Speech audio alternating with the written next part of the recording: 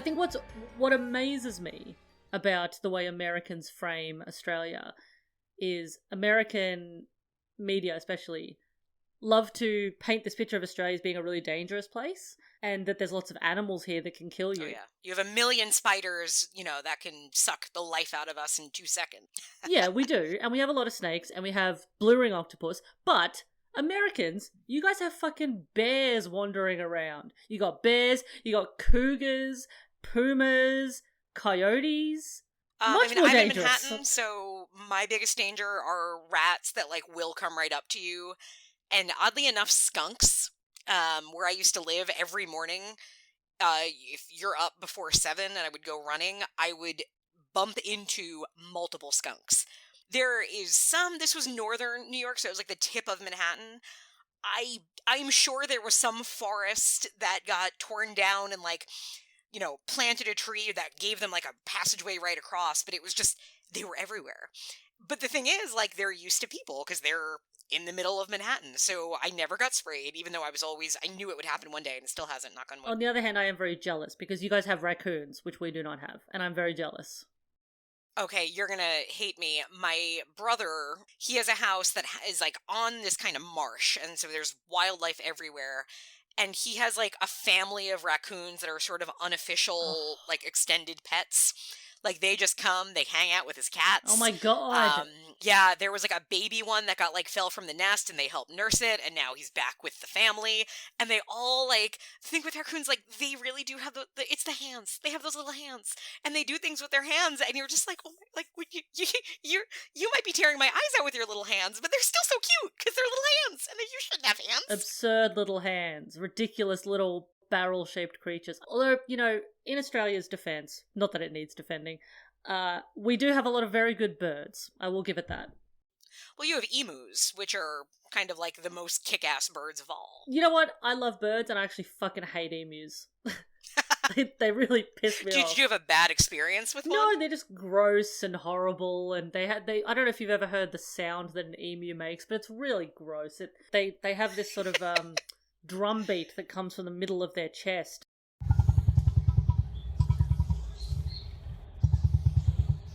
When they do it, it's sort of, you can't tell where it's coming from. It sort of sounds like tribal drums in the distance. It's really creepy. Yeah, they're definitely one of those alien things that you look at, you're there's no intelligent design behind this. Nobody decided to make an animal that looks like this. This was a neck that kept stretching over the years or something like that. It's the world's most terrible chicken. But they did win the Emu Wars, which is a real thing. The what and the what? I want to say it was the 1930s here. Basically, emus were sort of becoming a bit of a nuisance. And people were we're going to go to war with the emus because they're eating our crops. And people lost. They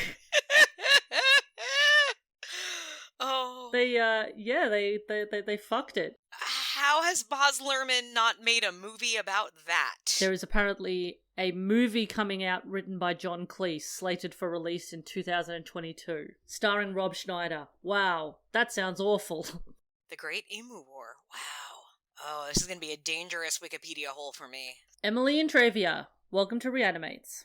Yay! Thank you for having me. This movie was strange. It's a lot. Yeah. It's a lot. Yeah, that's fair. Look, I wouldn't say it's entirely without merit. There's some really good things about it. And unfortunately, Jeffrey Combs isn't in it a huge amount, nor does he have very much to do, which we'll talk about. So we're doing Parasomnia today from 2008. Written and directed by William Malone, who Jeff also worked with on House on Haunted Hill, Fear.com, and his episode of Perversions of Science. So, he's worked with him heaps. Or fear.com.com, as I think you probably refer to it as, and I definitely, in my mind, always think of it as. Right? The website was fear.com.com. It was. Therefore, the movie has been retitled, in my mind, fear.com.com. Not that this is in any way a sequel to fear.com.com, but I think it makes a good pairing, because you can kind of see fear.com.com is not a good movie, but there's some really interesting things going on. And I think a lot of that gets a little more realized in Parasomnia. Again, not maybe to great extents, but you could see like, oh yeah, now I see what you were going for there. You kind of got it here, but not maybe as much as I'd like them to. It as we'll get into, it has some good ideas, and it has some great imagery. Oh yeah. This was definitely obviously a passion project for Malone. He funded the movie himself, apparently. Such was it a passion project. Also, if you're interested, and you might be, listener, the original website for this film still exists, parasomniamovie.com. It's still live, and I think what's weird is whoever was updating that website decided to include even the, like, negative reviews that they had gotten. Aww.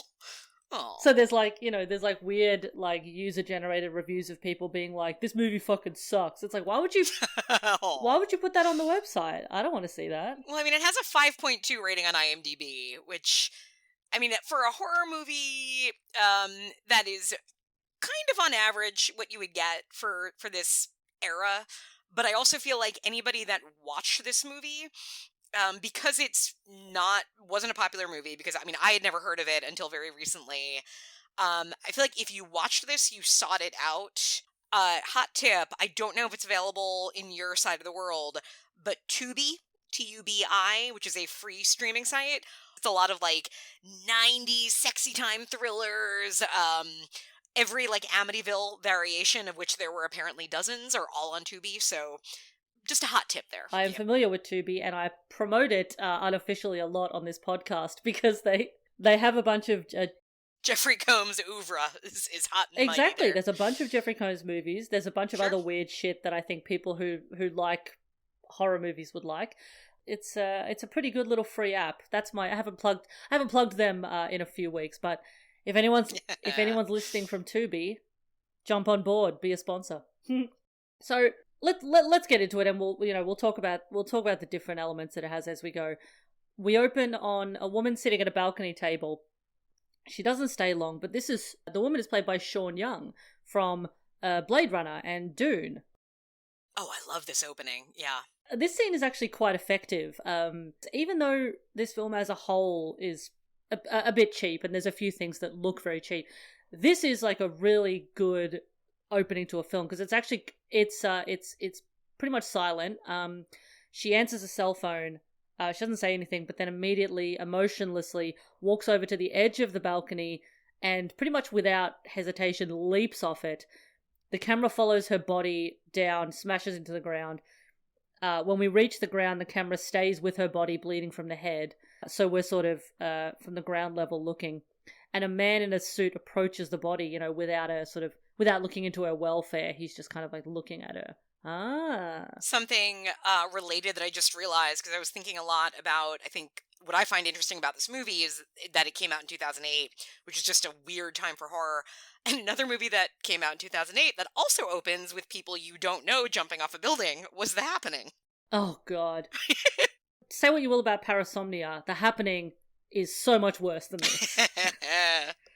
The Happening has more money, but it sucks. And more hot dogs. The opening credits are very cool. Like, I will say William Malone has a pretty good eye for things like production design and artistic, the aesthetic for a film. It's been interesting trying to figure out where that came from, because on some places the sort of art design and a lot of the artwork in the film says that it was quote-unquote inspired by a Polish artist called Zdzisław Beksinski. I'm sure you said that correctly. I'm sure I'm fluent in Polish. Whereas on the IMDb, Beksinski is listed as the conceptual artist. Jason Garner is listed as the conceptual illustrator. It definitely looks like a William Malone movie, though, because if you look at this, and I guess I've seen probably two or three. I've seen Fear.com, House on Haunted Hill, which isn't a great movie, but does have some great visual things. And his episode of Masters of Horror, which is shockingly one of the best ones of that season. And you can definitely see his aesthetic. And there's something that I think is really cool about it is it's sort of this, there's a little bit of steampunk, but there's also a lot of like this weird kind of old school Universal monster quality to some of it, where it almost feels like a black and white movie at times, even though it's absolutely not. So I think he clearly is somebody that cared about the visuals. I think that's even true in fear.com.com. I don't know exactly who his team was, but I think his team does a good job with what they're able to do on that budget. Jason Garner, who I just mentioned, you can definitely see the influence of him. He was the art director for Insidious Chapter 2 and 3 and one of the Annabelle movies. So there's some good horror chops in there. But when I did go looking at the art of Beksinski, the influence is very much there. I'm not going to bother trying to spell his name, so I'll just post when this episode comes out. I'll post some of his art because it's quite beautiful. Unfortunately, he is dead. But so we soon meet our main character, Danny, played by Dylan McKnight. He sucks. Danny does suck. Yeah, he does suck. We'll figure out why very soon. So this movie jumps around time-wise a lot. So when we meet him here, he's on the bus. He's having some bad flashbacks. He's got a paper bag. He's got a gun in a paper bag. And then we cut almost immediately to this weird sort of high-fidelity scene where he's in the record shop he works at. And he's having a really long conversation about records. Well, it does come into play. It's an important conversation that will pay off in the final scene. I guess. I mean, yeah, there's a few movies going on here. This definitely feels, I think, quite a few times as I'm watching, I'm like, I bet William Malone is friends with that guy. I bet William Malone is friends with that girl. Like, there's a couple of characters that just seem to be extra, or there's things where you think you could have combined this character with that character, and especially when you're trying to save money on a movie. So I get the feeling a lot of this was favors on both sides. Put me in your movie / I'll be in your movie because I owe you one type thing. Then he goes off to see his mate Billy, who's in rehab. Billy's a dirtbag, but they definitely frame him as this kind of like clever, sassy guy who's got like street wisdom. Yeah, Billy is definitely a holdover from 2008. Because that's the thing about 2008, was like, this was the era of like kind of the bro horror, right? This is when we have hostels and, that whole thing. And so when you meet a character that is like, oh, he's not the handsome guy, he's kind of the wormy guy, of course he's going to have theories about women. When you look at this guy and you're like, I don't believe you have ever been in a room alone with a woman. He always says things like, well, he says some just outright misogynistic things later, but he says, vaguely poetic things like, he says, pretty things always have a tragic end. Oh, yeah. Which is definitely not foreshadowing, but also like, that sounds profound but makes no sense. What are you talking about? Yeah. He's in drug rehab, which apparently is on the same floor as the psych ward in this rehab center. The hospital was also trying to save money, I think, so they combined like every different aspect of a hospital into one. Just put them all together, it'll be fine. Billy tells Danny to go check out the psych ward for, quote, entertainment. Which you can just do. You can just walk right there in this hospital. Yeah, like a zoo. He goes to see this man in a room, and this does not seem like proper mental health care. He is being held by, like, rope chains from the ceiling. Kind of like Hostel, come to think of it, yes. And he has a black hood over his head, and even under the hood we see later, there's like a cage around his mouth. It's very menacing. I'm cool with it. I kind of just, early on in the movie, accept that, like, this is a world that's kind of like ours, but a little off. So this is the kind of hospital where, if you take a wrong turn when you meant to go to the cafeteria, you might end up, in the dungeon where they're keeping this, magical serial killer. I'm cool. I'm okay with it, but that's me. What makes Danny feel immediately better is when he sees a very pretty girl lying in a hospital bed. This is Laura, played by Sherilyn Wilson. A doctor tells him that she has Klein-Levin syndrome, which is a real disorder, which is a bit like narcolepsy. It's recurring bouts of excessive sleep. And he says that she's only ever awake for a few minutes at a time. He says that she got it from being in a car accident before she was born. I'm not really sure how that works. I'm not an expert on sleep disorders. You're not a doctor. So. Yeah, Timothy Bottoms, he's the doctor. You are not. Timothy Bottoms, I bet he does. Oh! Obviously, like, Danny is immediately in love with this girl from having looked at her for 3 seconds. She's very pretty. They're both attractive people. This is how it works, Maybe it's an American thing. I don't know if you're aware, but if you're pretty and you meet somebody who's pretty, that's all it takes when you're like, yeah, we're in love. No, we don't have attractive people here. So we jump in and out of dream sequences for Laura. These dream sequences are the most sort of intensely creative parts of the film. I really like these dream sequences. They're very visually stark. They're kind of Hellraiser-ish, paper housey. Yeah, they're very dark. They're sort of constantly in shades of black and grey, which seems to be something that Malone is quite into. But we jump in and out of those, and we sort of get the idea that Laura is being, tortured by her dreams a little bit. In between researching sleep disorders and just thinking about Laura, Danny keeps having flashbacks to being a kid and meeting a strange little girl who apparently falls down as soon as he touches her face. Intriguing. I mean, I might as well just give it away now that it turns out to be Laura. Like, there's too many things going on in this movie to bother about that detail as well. Well, because is that even real, or is that just him dreaming? Well, yeah, that's the thing. Like, he keeps having this flashback to meeting this girl when he goes to a woman's house with his mother. It's like his mom is like an Avon woman selling cosmetics or something, right? Yeah, and it's definitely not clear, like, okay, so they met when they were kids and now they've met again. Like, it's such an unnecessary detail. Why did they need to meet when they were children? And I think in my mind, I've just always assumed that was just a dream. I don't know if I'm right about that, because I don't know that it's ever connected to anything. So I think I just took it as more, oh, this is him thinking they have a connection.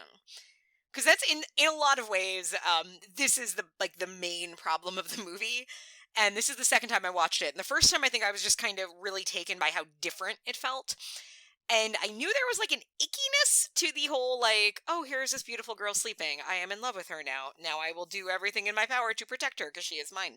Mm-hmm. And I was like, oh, that's icky. But, the movie kind of acknowledges it's icky. Like, there's, nobody treats this as if it's the way it should be. But on second viewing, I'm like, nah, it's really icky. So even that, I don't know that it's really, oh, no, they do have a connection. I think it's just him putting this in his own mind of, oh, this is a moment we could have had. Billy gets out of rehab and there's a scene where he and Danny are just eating some ghastly looking food.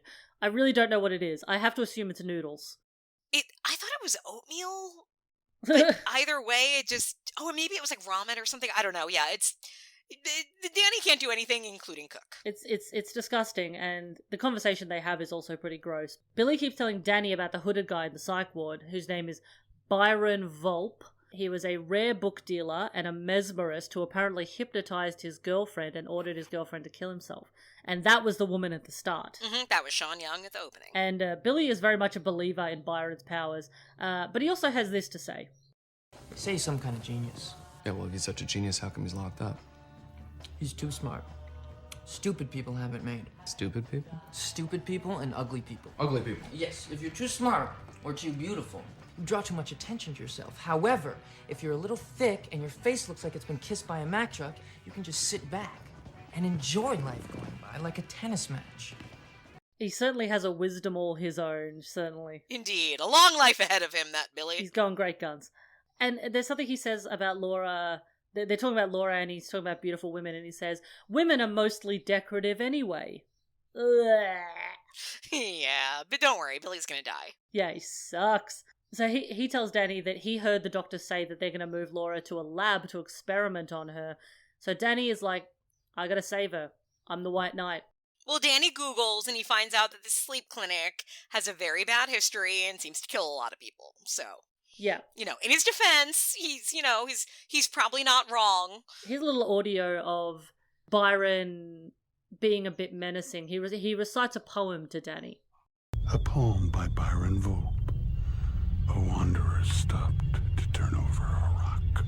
The rock gave way, and what was below ruined his day.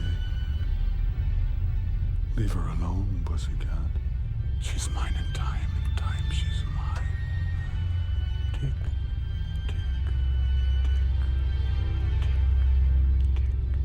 I don't know what it is about some of the writing when it comes to this character.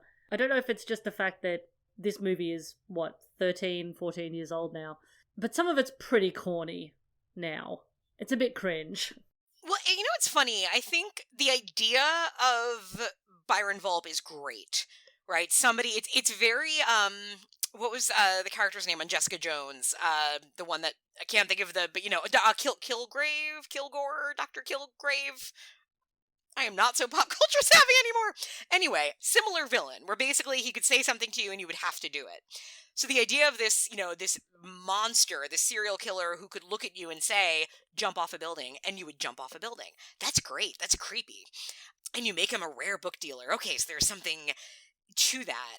I think part of the problem is the casting, because it's Patrick Kilpatrick, who, aside from having a great name, is kind of, how do I say it nicely? It's kind of like, feels a little more meathead than like, kind of classy, cello-loving, Svengoolie type, guy that can tell you to do whatever it is he's going to do. This guy feels like he should just rip your arms out. And again, part of this might be because when I see him, I'm instantly, the thing that rings in my head is his role in Class of 1999, where he plays like a robot gym teacher. So in that movie, like, he just rips kids' arms off because he can. And I feel like you didn't need that guy in this part. Like, if you had cast, I don't know, like a Noah Taylor or somebody small or old, somebody British, like somebody that is scary not because they're a big dude, but because if they look at you and say something, you will do it. Like a Doug Bradley type. Yeah. I think there is something missing in that, because it's a great idea for a villain, and on paper, all of it fits, but then you put somebody in there who is intimidating because he's really big and scary. But I don't think that's what the nature of this character should be scary for. It should be someone who kind of allows themselves to appear bigger by psychological means as opposed to physical means. Like they can dominate you with their eyes and their mind. And their voice, right? They're supposed to have this great voice, and really, Jeffrey Combs could have been a good Volpe. Danny goes to Laura's bedside. He starts playing her classical music through her headphones. He's chatting to her, telling her about his recurring dreams. He is imprinting a lot of assumptions about her. Like, she might be a bitch. You don't know her, man. Like, yeah, she might be gay. She might be, like, not into you. Wouldn't that be weird? Oh, imagine such a thing. No, he can't. He really can't. But she wakes up and he's immediately in love with her, and she also appears to be immediately in love with him as well. The doctors from the sleep clinic come in to take her. Laura's very scared, but he does eventually leave. He goes home and does some research about the clinic, like you said. Byron is also very upset that Laura is being taken away. I think a security guard says he thinks someone's stealing his girlfriend. But Danny just pops her in a wheelchair, into his car, off they go. She does freak out on the drive home because she's never been in a car before. Well, the accident happened before she was born, so no memory of a car, right? I don't think this is the actress's fault, because I think that the direction and the script would have implied this. But she's written very childishly, which is icky. Yeah. Yeah. So in this scene especially, so she's freaking out on the drive home. She's scared of the car, so they get out. And she just crawls around on the grass like a child. She picks up a squeaky dog toy in her mouth. Like you do. And that's the thing, like, if you're writing a character like this, you can't also ask me to believe this character is capable of adult love, right? Yeah, it's very much not clear what her levels of capability or understanding is, because the doctor does say she's only ever awake for a few minutes at a time.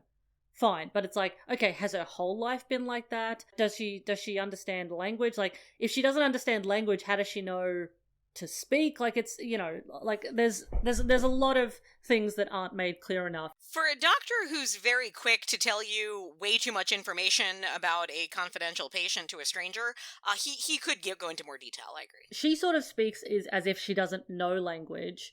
It's not a hugely sympathetic portrayal of her. There's a few scenes in here which are sort of meant to be comedic about this, quite ill woman. Right, they go get ice cream, and she doesn't know how to eat ice cream, and yeah, that scene is also hideous. She pees on the floor of his car and falls back asleep. Presumably because she's used to having a catheter, I guess. Danny has the look of like, maybe, just maybe, I'm not a doctor and I can't take care of this woman. But that could also be me making assumptions because the actor isn't really good enough to show all that in his face. But, importantly, In the next scene, we meet Jeffrey Combs. Yay! Yay! He's playing Detective Garrett, who's looking into the disappearance of Laura. This role is not breaking any major ground here for Jeff. There was like a rash of roles he did in the early 2000s of sort of gruff, film noir-ish cop roles like this. So I've got this, Fear.com, and Satanic in 2006, very much all in the same vein. More or less the same character, I would argue. So the detectives and the doctor are chatting about Byron Volpe and how he's psychopathic, sociopathic, soulless, a murderer. The doctor also says that Byron, the only thing he ever says is tick, tick, tick. Ah, what does that mean? It could mean anything, but it also could mean nothing. Did not win Best Screenplay. Back at Danny's house, this scene is really gross. He decides that he's going to bathe Laura in the dark on the floor. It's creepy as hell. Are they even in a bathroom at this point? It doesn't look like a bathroom. It looks like linoleum. It looks like they're in the kitchen. Well, did his girlfriend steal his bath? Because remember, didn't she take a lot of stuff out of the apartment? Maybe she carried that out of the way, too. Well, it's just so weird. You're gonna bathe someone, put him in the bathtub, or a shower. He strips her naked and washes her skin. Right, and of course we get to see her naked, so that being, very important to the audience. There's this weird plonky music it's meant to make us think that this is a weird, tender, nice moment. No. It's pretty gross. And especially the fact that, they show us this woman's breasts. Not that there's anything inherently wrong with breasts, but it's strange the way this is framed as something, that he's doing for her. She's unconscious, remember? And just because he thinks he's in love with her doesn't make this okay. But it's one of those things where you're like, who's that there for? That's there for us in the audience who want to see breasts. And there is a weird sense of, I'm seeing something that she's not really, the character isn't showing me this. And you're right.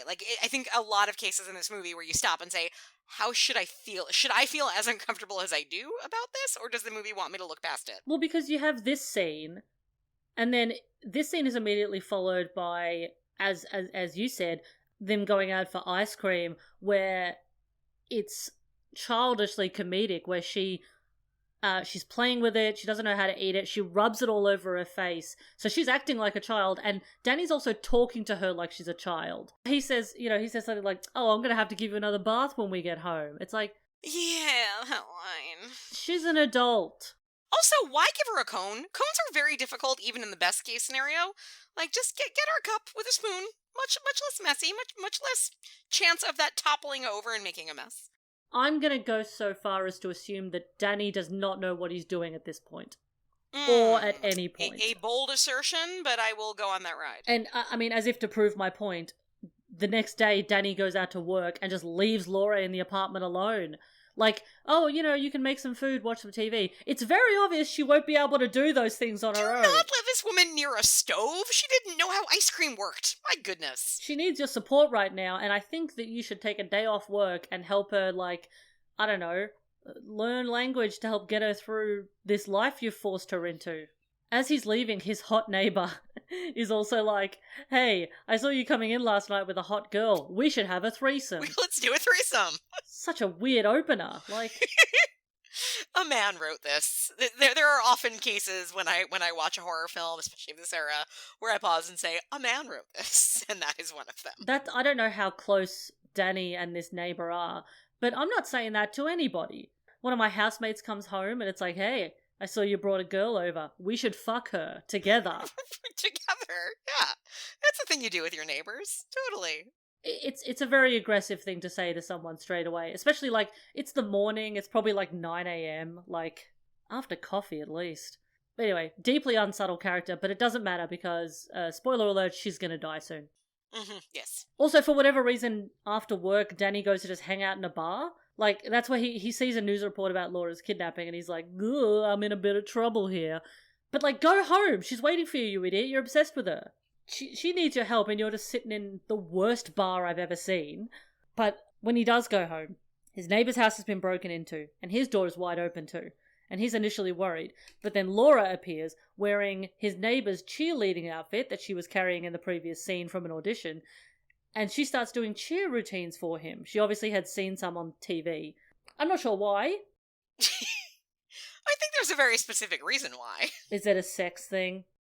I mean, it's, again, when you watch a movie and say a heterosexual man wrote this, if cheerleaders are put in a sexual light, often the case, but, like, and she's not even, like, look, everybody has their own definition of sexy, and, like, but there's, like, a very particular sexy cheerleader, and that's what's weird about this, too, is that, like, he doesn't commit to her even being, like, in a sex, like, she's wearing a cheerleader outfit that, like, actual high school cheerleaders would wear, where it's, like, full coverage, down to the knees. It's not, like, porn cheerleader, but it's really weird to put her in, like, a child's cheerleading outfit. She falls asleep almost immediately, and Byron is there in her dreams telling her that he loves her and that he'll save her. I don't think that's going to happen. I reckon Byron's the bad guy. I reckon all the people in this film are bad. Pretty much. So, in the nighttime, Danny's asleep on the couch, and Laura starts attacking him, and she's got all this blood coming out of her mouth. It's quite effective. She looks very creepy. And she's trying to stab him while muttering, tick, tick, tick, like Byron did. So she's definitely in a sort of daze, and she's sort of speaking with Byron's voice. So at this point, you're meant to be like, oh, he's controlling her. He's, like, possessing her in a way. She eventually does snap out of it, falls back asleep. He cleans her up, cleans up all the mystery blood that's on the floor. I don't know where he thinks that blood has come from, but he's not worrying about it right now. Just get a nice Swiffer. You're good. Yeah, it's, this is for future Danny to worry about. And when she wakes up, she's tied to the bed. And we do get a moment of Danny perhaps realizing that he's fucked up, because when she realizes that she's tied to the bed, she says, "Did I do wrong?" And he says, "No, I did." Yep. Danny is realizing that kidnapping a stranger from the hospital because you think they're cute is incorrect. Not always the best way to spend a Friday night, I'm just going to say it. Everyone's got their ways of, relaxing. I personally would not become suddenly obsessed with a woman in a hospital and steal her from the hospital. But that's just me. Yeah, I mean, different strokes. Don't judge. I'm a weirdo like that. And he hears a scream from his neighbour's flat, and his neighbour has been stabbed to death. She's been stabbed to death also, and she's, like, tied to a chair as well. I'm not sure what the point of that was. And the words tick, tick, tick are scrawled in blood on the walls. So it's, it's definitely ramping up. Like, it isn't just Byron's a spooky hypnotist guy. Like, it's, you're getting a bit of blood for your money. Jeff comes back. He's going to look into the murder. He and his partner are, like, trading wisecracks in this crime scene. Oh, yeah, and his partner who's, like, one day away from retirement, right? Jeff is also constantly chewing gum in this movie. I'm not sure what the... I feel like that was his choice. I guarantee he came in and was like, "Hey, can I smoke in the movie?" "No, we can't really smoke." "Okay, can I have a toothpick?" We're gonna have continuity. Gum. I'm gonna chew gum. Like, it feels very much like one of those, like, actory things of, I want something, right? I don't have much with my character. I need to give him something to make him interesting, and it's like, gum. Why not?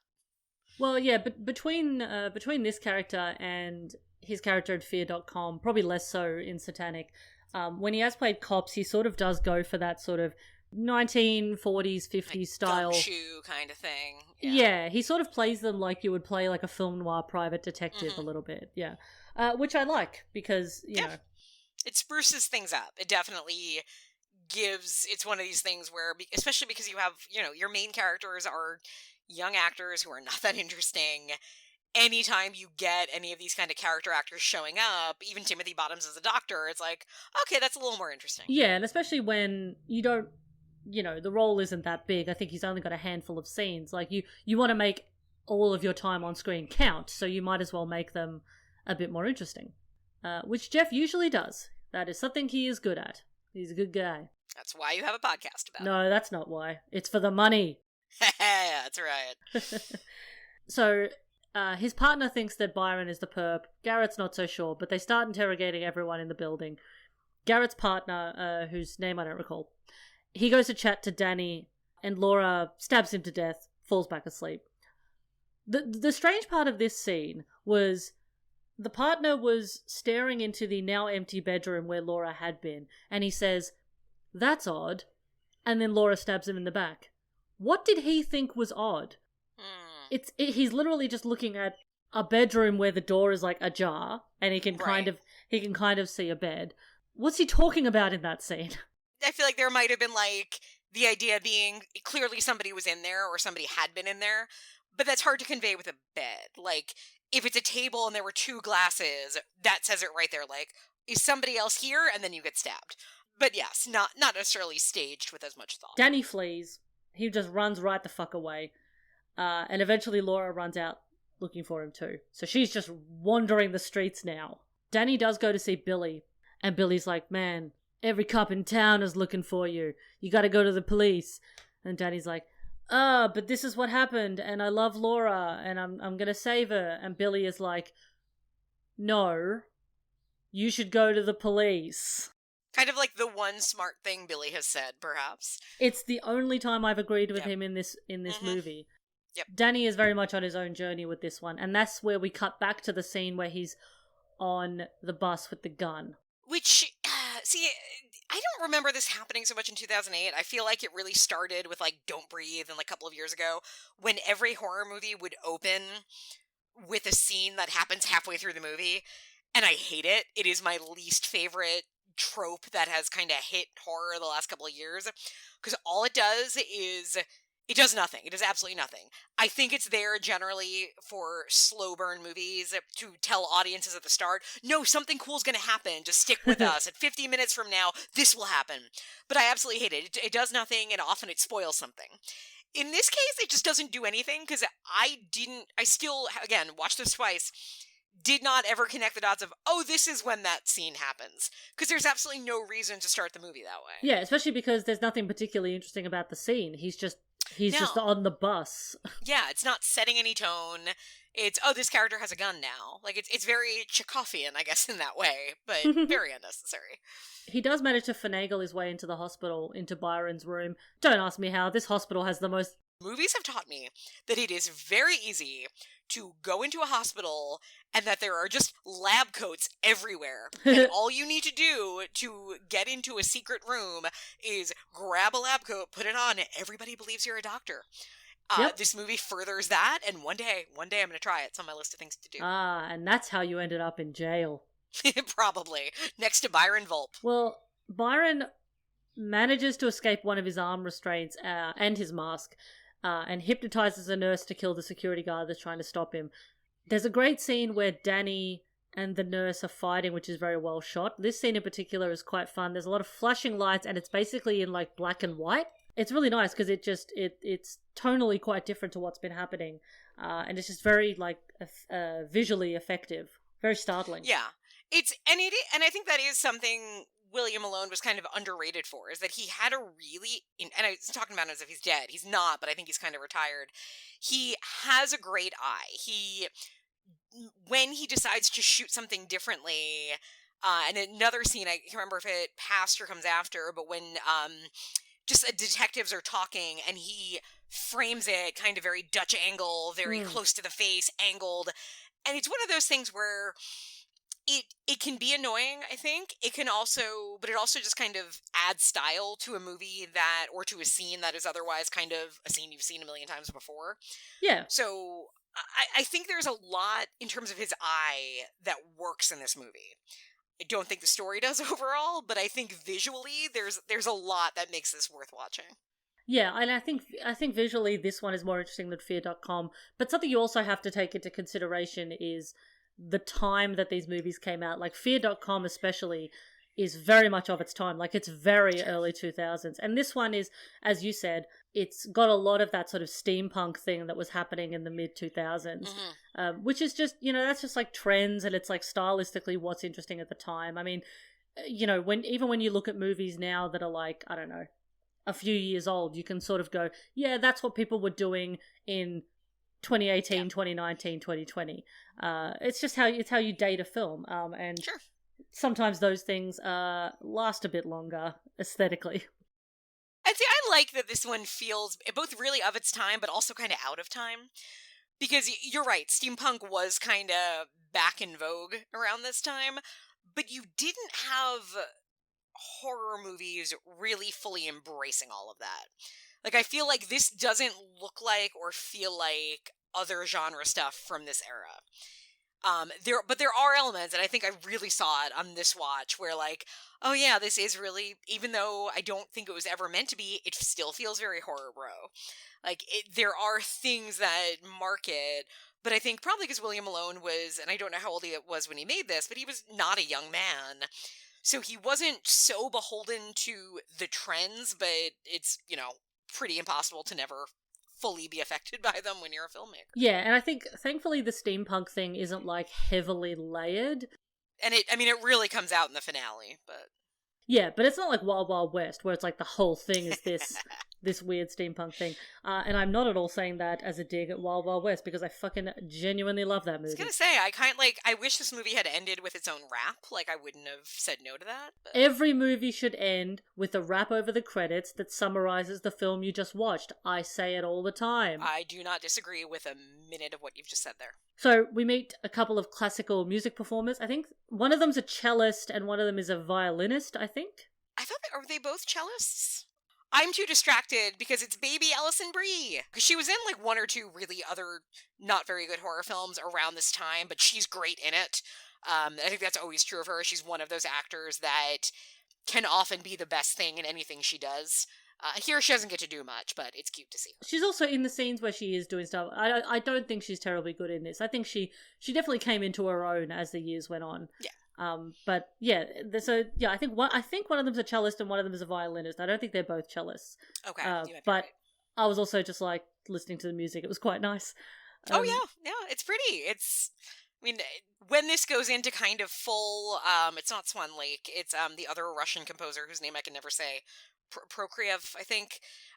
You get big, grand, sweeping classical music, and I'm never gonna not enjoy hearing that in my 2008 horror film. Yeah, well, the sort of climactic scene of the film is very effective for that in both visual and music sense. But Byron hypnotizes the two classical music performers and takes them away, and we are not sure yet, but he has a plan.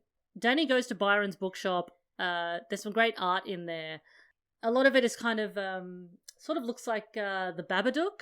I can see that. Yeah, that sort of creepy look. Danny finds a bunch of bodies hidden in Byron's walls, and then is accosted by Detective Garrett, who starts interrogating him. Like, mate, he's just found a bunch of bodies in the wall. Right, he wasn't alive when most of these bodies were put there. Yeah, I would say there's a bigger fish to fry at the moment. Soon the phone rings. It's Byron. And he hypnotizes Garrett over the phone. He's hypnotizing him to basically bring him to Byron to kill him, basically. Right. Garrett is like Byron's Igor at this point. Mm-hmm. Garrett takes him to Billy's house where Byron is there already. And Byron kills Billy straight away to show that he's not fucking around. Thank goodness, yeah. Which we as the audience now wonder where our sympathy is supposed to go. Because suddenly, Byron seems like our hero. Byron has this conversation with Detective Garrett. Detective, I spoke with your mother. My mother? What'd she say? She told me about the little girl down the street. What was her name? Corinne. Corinne. Corinne's mother knows what happened. It was terrible what you did to her. It was an accident. I'm sorry. Oh, I know you were just playing. I don't think I'm sorry is quite good enough to you. You need to make amends. You want to, don't you? Yes. So, what are we to make of that? Like, what exactly did Garrett do? It's not clear. I think it is implied that he hurt or killed someone, but it sounds like he was also, because he implies that the person that he hurt or killed was a child, but it also implies that he was a child at the time as well. That's what I couldn't get. I'm like, I almost took it at first as like, oh, he sexually assaulted her. Yeah. But I don't know if that's just me filling in blanks of when somebody says what you did to that little girl. That's kind of where I watch a lot of Law & Order SVU. That's where my mind goes. But it's unclear, and you're right. They do say, oh, and your mother covered it up because you were a child. So was it like, I don't know, they're playing in the water Frankenstein style and she drowned? Like, where are we going with this? Garrett says it was an accident. Yeah, so it's like, oh, yeah, it could have just been like, like he was playing too rough and he accidentally killed a friend, something like that. Yeah, for a lot like Sure. Frankenstein, yeah. He didn't realize his own strength. He's Jeffrey Combs, after all. Ah, Jeffrey Combs as Frankenstein's monster. I can see it. Hey, okay, I'll take that movie.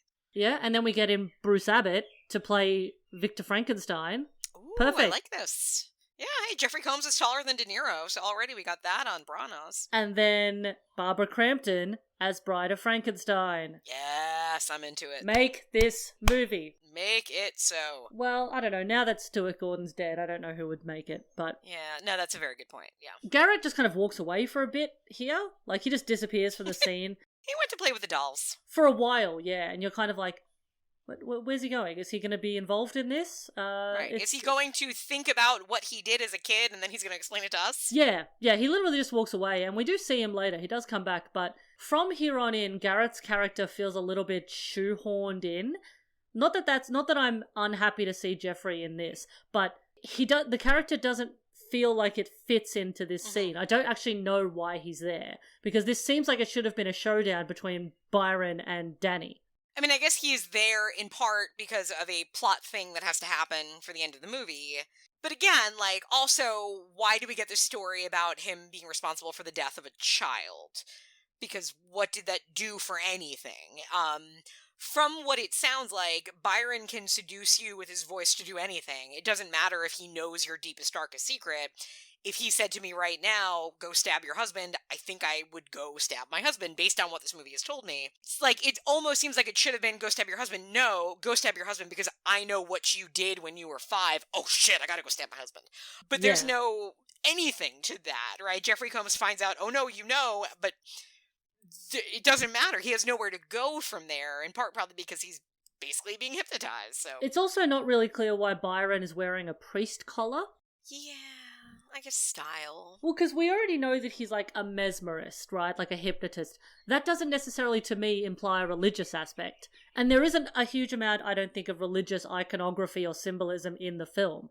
Like, I would have thought that this idea of, like, you know, magic and hypnotism, like, I thought that it was existing outside of a religious aspect. Like, that's the first aspect we see of him being a religious guy. I don't know if he just thinks it's, like, a bit of fun to wear a priest collar when he's about to murder someone. Yeah, I mean, I think of, like, Buffy season 7 when they introduced Nathan Fillion, and, like, he's a priest. He's not a priest, but he's always wearing a priest collar. Why? I don't know, because I guess priests are creepy. Like, maybe it's that kind of thing? Priests are creepy. Yeah, right? There's that automatic, like, ooh, I'm supposed to respect you, but I'm also scared of what you're going to do to me type thing, so. Well. Maybe there's, like, that sort of, you know, that sort of atheist bro stuff where it's like, yeah, religion sucks, man. All religion's shit. And so it's like, you know how we can make this character even more unlikable? Make him a priest. Make him a priest. Yeah, that's a good point. So he explains to Danny how he can't just kill him. He has to erase him entirely so Laura won't miss him or remember him.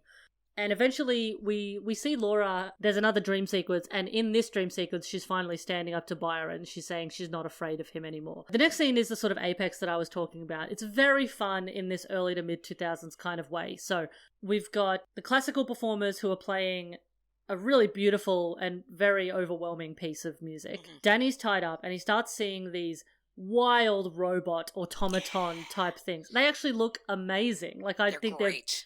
I think they're genuinely quite creepy. Yeah, they are the coolest thing in this movie by far. Yeah, some really great concepts. Yep. I'll post some pictures of them and some GIFs and stuff. It sort of reminds me a little bit of like, I mean, there's a million horror movies that have done this, of taking you know, sort of mechanical toys. You know, like a popular one is, you know, the toy of the monkey with the cymbals that claps. Yep. Oh, yeah. Old-fashioned mechanical toys that are coming to life on their own. You almost want the tick-tick to come into play here, right? To me, the scariest thing in the world is a jack-in-the-box, because you wind up a jack-in-the-box, and you hear the and you're like, you know it's going to pop out, but you do not know when it's going to pop out. And you just keep turning it, and it's, you know, you keep wincing, because you know it's going to happen. It's going to happen. And at some point it does, but you're not ready for it. And, like, that's kind of the idea of these wind-up toys, right? Like, that you wind them, and they start, and they move. It's really unnatural. It's not human. But there is this, like, beautiful fluidity to it. You know, it's tick-tick. Like, that could have, you know, maybe that's where that came from. It doesn't quite come together. I'm now making it work in my own head. Maybe the tick-tick is not meant to be a clock, but it's meant to be the gears. Yeah, right? again, tick, tick, tick, tick, like a roller coaster going up. Yeah. Hey, we just made this movie make sense. How about that? It does appear that Byron is, like, controlling all of this with his mind. And so between, like, this really interesting scene, it also keeps cutting to Garrett playing Russian roulette with himself. It just keeps cutting, to him, loading the gun, flicking the barrel, stuff like that. Byron reveals sleeping Laura, and he shows Danny how he can control her and will her to do things. And he forces Danny to say all these horrible things to her to try and make her hate him. My favourite part of this scene is Byron has given Laura these sort of angel wings that are made out of peacock feathers. And I was like, oh, he's just, glued some wings onto her. And you don't realise until a ways into the scene that Byron has actually stuck the feathers into her skin. It's great. Like, what a great idea. Like, those, cool. Yeah. Like, actually taking, like, bird feathers and actually trying to create wings by putting them into her skin. Make an angel out of this person is neat. Like, visually, again, like, you're like, ooh, visually, there's some really cool things here. I think this is his most visually impressive film.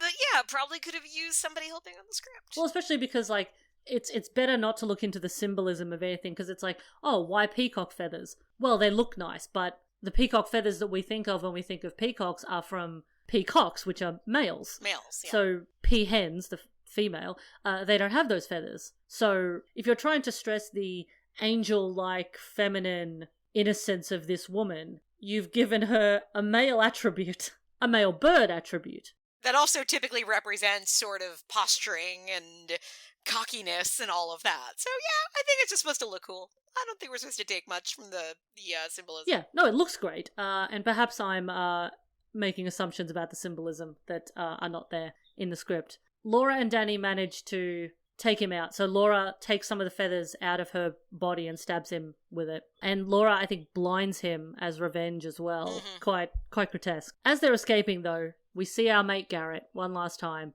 and he's got half his face shot off. He lost the Russian roulette game. But he didn't give up. No, and the makeup effects actually look pretty good. They do, I agree. He's still got some fight in him. And in the tussle, Danny is shot. Laura's quite upset about this. And she lies down next to him, and when the cops eventually come to find them, there's a great scene where it's sort of split between a dream sequence and the reality. So that in the dream sequence, Laura and Danny get up and walk away into a sort of shared dream. But in reality, they're both lying on the floor, and you sort of have to assume, oh, they've both died. They're both dead together. Classic Romeo and Juliet thing. But we have our epilogue. So in the final scene, Laura's doctor is talking to the record store guy. Of course he is, because Laura's doctor talks to everybody. He's a friendly guy. Is the record store guy like Danny's best and only friend?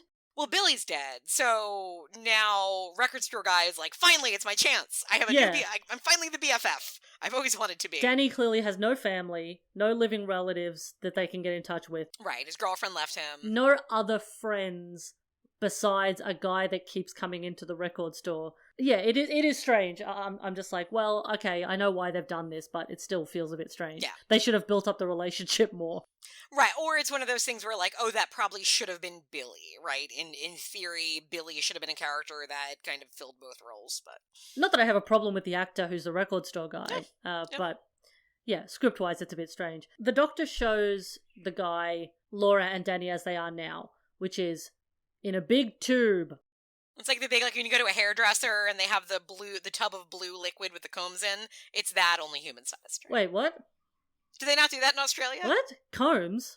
Yeah, you go to, oh, not Jeffrey Combs. I mean, like, hair combs. You go to a hair salon, right? And when they go to brush your hair, usually, like, they might take a comb. There's like a jar of liquid on their table. Oh my blue, god. And it's like cleaning liquid. Okay, and they put combs in there? Is that not a thing? You have no idea how this has come full circle. So, a few episodes ago, I covered an episode of a show called Stan Against Evil. There is a joke in that, which I thought was just a funny joke, where the main character of that show says something about the comb juice from a barber shop. And we thought that was so funny because we thought that was made up, and there was a very long discussion in that episode, listeners will know.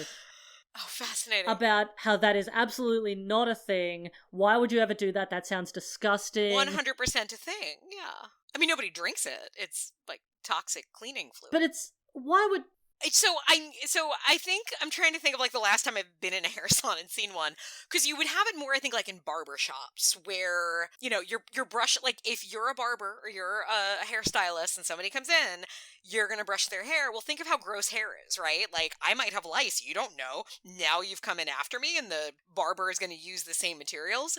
So instead of like throwing one out every 5 minutes, they have a jar. It's typically like always like if you Google like barber comb jar, you'll probably see it. It's a I'm gonna Google jar it right of now. like cleaning solution of some kind, and it's usually blue. And that is where the comb sits in there, and it ends up looking like like one of those like when you like think of like fetuses in a jar or like heads in a jar. Only it is a comb in a jar. This is madness. Are you seeing it now? Like, do you understand what I'm saying? I'm looking at it now, and it looks like a coffee press. It does look like a coffee press. Yeah. But that's it. It's a jar. It's Except blue. it's full of the blue liquid from a tampon commercial. I never thought of the blue liquid from it. Yeah, you're right. And it sort of looks like something you would make a milkshake in. That is insane. America, what is going on? I had no idea that was an American thing. What a wild country. Who knew that was going to be our really what separates us from the rest of the world? It is the way we store our accessories in hair salons. I can't believe comb juice is real. This has changed my life. All this time you thought it was like about Jeffrey Combs' semen, but no, it is actually that. Well, you said it. I will go wash my mouth out with that liquid. I think if you drank the comb juice from a barbershop, you would die immediately. Probably, yeah. Anyway, they're in a tube. They're in a suspended animation tube. They're in, like, goo. Water, really. The doctor says that it helps prevent bed sores and helps to aerate the skin tissue, but I reckon it's probably just because it looks cool, right? And we get to see boobs that way, so. Yeah, they're sort of, like, floating around together, and, the doctor says that Danny is technically alive, but he probably won't ever wake up, and he says that it seems that Laura is alive but doesn't want to wake up. I think he's making some assumptions there, but... He's just spinning yarns at this point. Half of his staff has been murdered. He has nobody to talk to. He's just been bottling up a lot of stories in himself. I just need a friend. Right. Are you going to stay for a while? Let me tell you about this. I mean, it looked cool because they were both sort of floating together, and you have to imagine that they're off somewhere in a shared dream somewhere, which is romantic if the rest of the film hadn't happened. It's romantic if we are to understand that she is not actually a 5-year-old girl based on the age politics of how this has worked. Well, at least at no point did they have sex, at least. Like, yeah, true. That helped, because I think that scene would have been particularly icky. Very true. I agree. And I think that's what kind of almost, I won't say justifies, but what makes it, I think of this in the hands of somebody else, and it could have been much worse, I guess. That there is a fairy tale aspect to this. The movie kind of has commentary that like, oh, it's weird that it's a fairy tale because that's not really a thing, but we're going to tell it anyway that way. But it doesn't go to a gross place. Like, it is gross, but it doesn't push there. I don't think there's any intention of being salacious. I think William Malone thought it was romantic. I don't think it translates that way, especially today. I might have felt differently 15 years ago, I don't know, but today watching it, we're like, yeah, this is icky. You should have seen this. I understand why you didn't, because I think a lot of, quite frankly, men in your position would not have seen this as being anything wrong. But today you look at it, and it's there. You see it, and you're like, yo. It's only with the benefit of hindsight that we look at it. And there's definitely moments where you kind of go, oh no, we're meant to think that Danny is in the wrong here. But ultimately he is framed as the sympathetic hero. So, yes. Yeah. But yeah, that's Parasomnia. It is flawed. I think it is worth a watch even with its flaws, because I think it is unusual, especially for its time. So completists, it is something that if you haven't seen, especially if you feel like you've seen everything for the last 20 years, it is not something you would expect, which I appreciate, especially of its time. Like, as we've talked about, there's some, like, great ideas, there's some really great visuals that I think, hold up pretty well in the 15 years or so that it's been. Part of it, too, I think, there's no CGI. Like, this is almost entirely practical effects. So then that's another thing that can really quickly age a movie if it's done low budget, and that does not happen here. Oh my god, yeah. Even doing this podcast, there's been some movies where it's like, just go back to practical effects. This CGI and green screen looks shit house. Yeah. CGI can be like dodgy at the best of times, but like low budget CGI can look absolutely dog shit. Like you'd be better off funneling that money into some, ketchup and maple syrup, right? Yeah. Get some latex, just, be creative with it. Evil Dead it. Yeah, agreed.